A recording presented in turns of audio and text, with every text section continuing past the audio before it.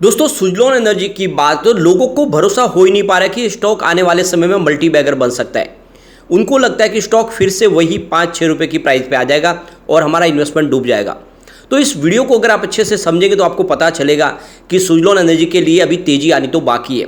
ये स्टॉक बहुत ऊपर तक जा सकता है, यानी ऐसे टारगेट जिसके बारे में आप सोच भी नहीं सकते। तो इसके पीछे है बहुत बड़ी वजह, जिसको इस वीडियो के माध्यम से डिस्कस करेंगे। और वैसे ये बात तो मैंने आपको लगातार बोली है कोविड काल के बाद से, जब इसकी प्राइस 1 रुपीज़ के आसपास थी, तब से कहा है कि सुजलॉन में जितना हो सके आप इन्वेस्टमेंट कीजिए। और आप देख सकते हो कि इस समय अगर आपने इन्वेस्टमेंट किया होगा तो आपको बहुत अच्छा रिटर्न मिल रहा है। यानी जो 1 रुपीज़ 2 रुपीज़ का स्टॉक था, इस समय देख सकते हो कि 14 रुपीज़ के आसपास है। तो आपका इन्वेस्टमेंट कई गुना बढ़ चुका है। लेकिन ये तो शुरुआत है, इसमें बहुत बड़ी तेजी बाकी है, जिसको आने वाले समय में क्या संभावना बनेगी उसको जानेंगे और इसके बैकग्राउंड को समझेंगे, कंपनी की खासियत को देखेंगे और विनर सेक्टर में क्या पोटेंशियल है वो भी जानने की कोशिश करेंगे, जिससे आपको अच्छे से समझ में आएगा कि इसमें आपका इन्वेस्टमेंट डूबेगा नहीं बल्कि कई गुना बढ़ सकता है। तो ये सारी बातें समझेंगे इस वीडियो के माध्यम से। लेकिन फ्रेंड, उससे पहले अगर आप पहली बार हमारे चैनल पे आए तो चैनल को सब्सक्राइब कर दीजिए, एक बेल आइकॉन दबा दीजिए ताकि जब भी नया वीडियो बने पहला नोटिफिकेशन आपको मिले। वीडियो पसंद आए तो लाइक से जरूर कीजिए। चलो फ्रेंड्स, वीडियो स्टार्ट करते हैं। मैं हूँ आपका दोस्त एसबी दवे और हमारे अपने चैनल ऑनलाइन कमाई में आपका बहुत बहुत स्वागत है।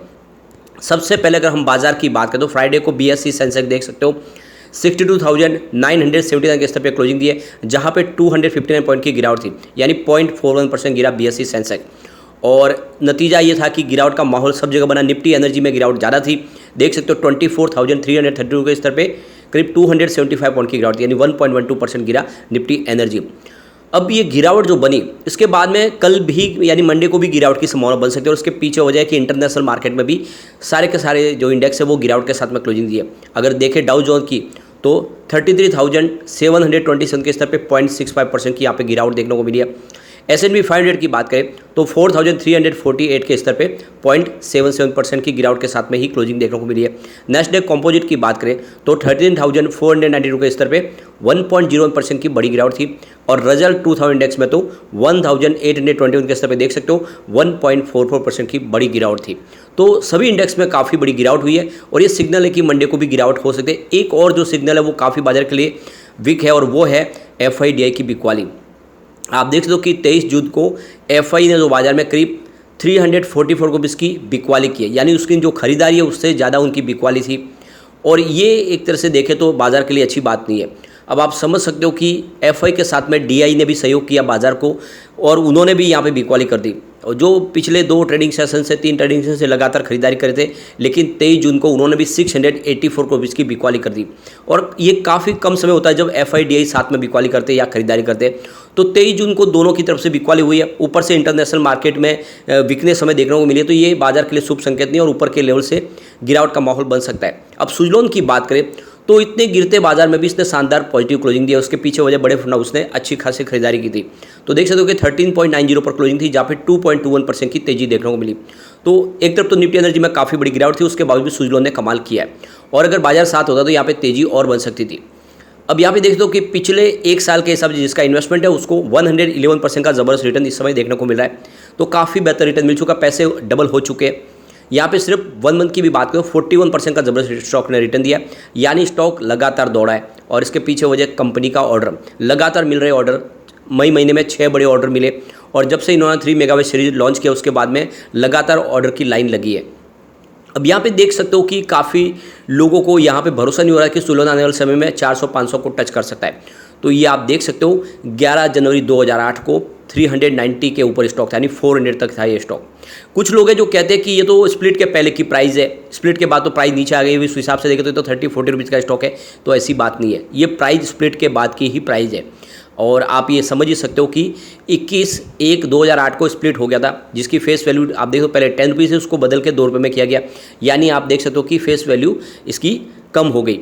लेकिन उसके बाद अगर आप प्राइस देखें तो ये 21 तारीख के बाद की प्राइस है, जिसमें आप देख सकते हो कि 25 जनवरी की प्राइस है, 311 की आपको प्राइस दिखाई देगी। तो स्प्लिट के बाद भी ये प्राइस जो है वो आप देखोगे तो 311 के आसपास है। इसका मतलब ये जो प्राइस है वो स्प्लिट की, काफ़ी लोगों के मन में ये कन्फ्यूजन है, वो बार बार कहते भी है कि सर ये स्प्लिट के बाद तो प्राइस कम हो गई। उस हिसाब से देखें तो ये तो स्टॉक अभी 30-40 इसके हाईएस्ट 2008 में, ऐसी बात नहीं है। ये स्प्लिट के बाद की प्राइस है और स्प्लिट के बावजूद भी स्टॉक 300-400 के आसपास था उस समय, जब किसी को पता नहीं था विंड एनर्जी क्या होती है और उसके बारे में बातचीत भी नहीं करते थे। उस समय से स्टॉक ने ये हाई बताई थी और उस समय आप सेंसेक्स देख सकते हो 17,464 के आसपास था, यानी 8 फरवरी को जो सेंसेक्स था, और आज देख सकते हो कि ये 62,000 के आसपास है। तो ऐसे में आप देखते हो इसकी उड़ान कितनी ज़्यादा हो सकती है। अब आप देख सकते हो कि इंडिया में विंड एनर्जी की जो शुरुआत हुई 1986 में हुई थी और वहाँ देख सकते हो कि महाराष्ट्र, गुजरात में इसकी शुरुआत हुई, धीरे धीरे तमिलनाडु और कर्नाटका, ये जो क्षेत्र है जहाँ पे इस विंड एनर्जी क्षेत्र की शुरुआत हुई थी। सबसे बड़ी बात करो, तमिलनाडु सबसे आगे है और उसकी जो कैपेसिटी इंस्टॉल 10 गीगावाट की है 2021 तक के ये अगर आंकड़े देखें तो। और उसके बाद अगर आप देखें तो आपको गुजरात, महाराष्ट्र और कर्नाटका लाइन से दिखाई देंगे। अब इंडिया में अगर विंड एनर्जी की जनक किसी को कहते हैं या फिर विंड मैन कहते हैं तो वो तुलसी तांती जी को कहते हैं, सुजलॉन एनर्जी के फाउंडर को। और वो हमारे बीच में नहीं रहे और वो उस समय चले गए जब उन्होंने अपने जीवन में सबसे बड़ा काम किया था, यानी उन्होंने एक राइट इशू लाया था जिसके माध्यम से वो आने वाले समय अपनी काफ़ी मुसीबतें कम कर सकते थे, लेकिन वो उनके लिए जो खुशी थी वो नहीं देख पाए। तो आप देख सकते हो कि राइट इशू के सिलसिले में ही वो अहमदाबाद से मुंबई आ रहे थे और उसी समय उनका देहांत हुआ। अचानक जो है एक बड़ा झटका लगा पूरे सुजलॉन ग्रुप को, लेकिन उनके भाइयों ने संभाल लिया और बिजनेस तेजी से बढ़ रहा है, उसमें कोई फर्क नहीं पड़ रहा है। आप देख सकते हो कि इस समय विंड एनर्जी के सेक्टर में वर्ल्ड के अंदर चौथा नंबर हमारा इंडिया का कैपेसिटी के मामले में और तेजी से इसमें ग्रो भी कर रहा है।